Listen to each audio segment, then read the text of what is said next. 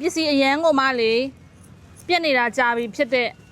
ဒူနာကိုကာကိုဘောင်းမီလေးတွေပစ္စည်းလေးထပ်ဝင်ပါတယ်ဒီမှာကြည့်အောင်ကာလာလိုင်းလေးတွေလည်းအရန်ကိုမှလာတယ်နော်ဒီမှာ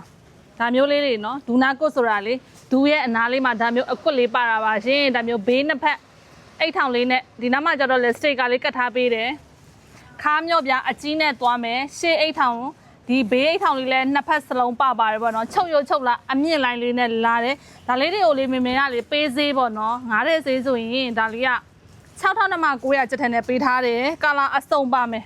နော်ကာလာအစုံပါမယ်အသားအစုံပါပါမယ်ရှင်သွားလေဒါလေးတွေကပတ်ကင်အိတ်မတွတ်ရသေးဘူးပေါ့နော်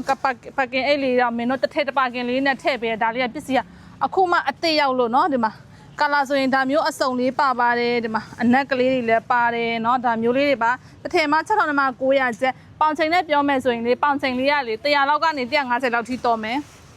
အရန်လာတယ်ဒါလေးကကျွန်တော်ပါကင်မတွေ့ရသေးဘူးပေါ့နော်ဒါမျိုးဒူနာကွက်လေးတွေပစ္စည်းထပ်ဝင်ပါပြီငားတဲ့တွေကနေစပြီးတော့မှာယူလို့ရတယ်ဆိုင်မှာလည်းလောက်ဝယ်လို့ရတယ်အရင်ကချစ်လည်းပို့ဆောင်ပေးပါရှင်ကျေးဇူးပါ